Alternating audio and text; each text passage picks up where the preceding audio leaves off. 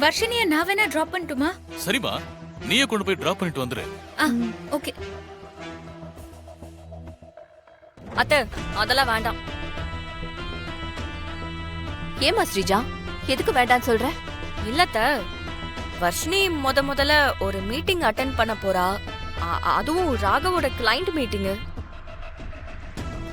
இந்த நேரத்துல ஜாதகம் சரியில்லாத இசை கூட அனுப்பணுமா? இப்போதான் அவளோட ஜாதகத்துக்காக நம்ம பூஜை எல்லாம் பண்ணோம். அதனாலதான்.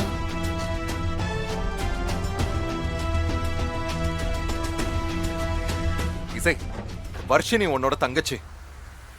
இந்த ஜாதகம் நேரம் இது எல்லாமே அடுத்தவங்க நல்லா இருக்கணும்னு நினைக்கிறவங்கள எதுவுமே பண்ணாது. நீ போ, வர்ஷினியை கூட்டிட்டு கிளம்பு.